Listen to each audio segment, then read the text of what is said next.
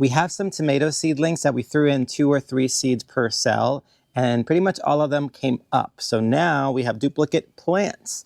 So the question is, what do we do with them? Do we tease them or do we get rid of them? And that is what I wanted to answer in today's video, because a lot of people will ask, what do you do? So there are those 2 options where you can essentially pop up the plant. So when you pop the plant up, we potted ours up in the 4-packs, the Bootstrap Farmer ones.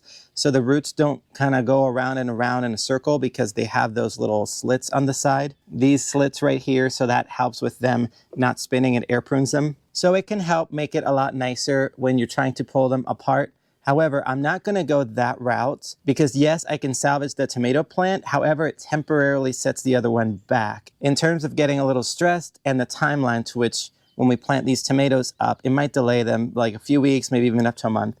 So what I like to do is just simply cut them. And people are going to think you lose a plant, but the other one gets stronger. But I'm going to show you what you can do with the other plant so that you can still salvage it. Alrighty, so here I have some Hungarian heart tomatoes. This is all the 4-packs that we have. This is some lettuce. Look at that lettuce, kale, and other stuff. Anyway, here are the tomatoes. So what I'm going to do is I'm going to pick the strongest one. My soil's a little dry, by the way, but this one here is not super strong. I'm just going to go ahead and cut it at the base. I know this is going to hurt a lot of people's heart because you don't want to kill a plant. But if you don't want to kill a plant and you still want to salvage this, go ahead and get you a cup of water, and then you can root these in water. So in about 2 to 3 days, you'll notice white bumps grow here on the side. 4 to 7 days, then you'll notice it'll start to root. And then in about 10 days or so, they'll have full roots that you can then take this cutting that has rooted in water, stick it in soil again, and then you'll have another tomato plant. So those are 2 ways to propagate. So I'm just going to go ahead and toss that in. Now, of course, I have different varieties of tomatoes here.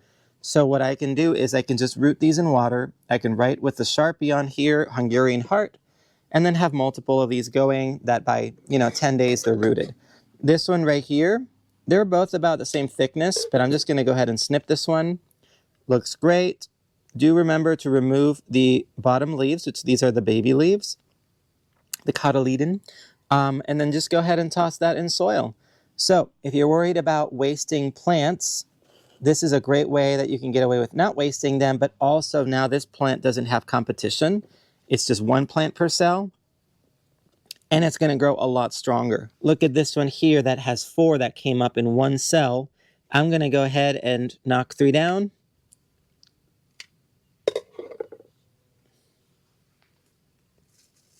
And now I got 3 tomato plants that I can root. Alrighty, look at all these cuttings. And there you go.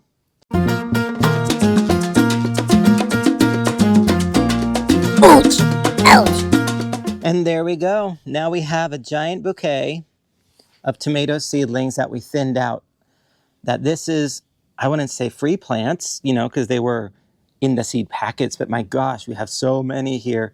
I don't need this many tomatoes, so I'm not going to root all of these. We're just going to throw these in the compost. But if you do want to start your own little nursery or something, root these up, plant them, give them for free to people, or charge a few dollars for them, sell them on Facebook Marketplace, root them, do whatever you want. But now the nice thing is this tray, you can see there's a lot more airiness here with it. So the tomato plants have room now to get blown by the wind.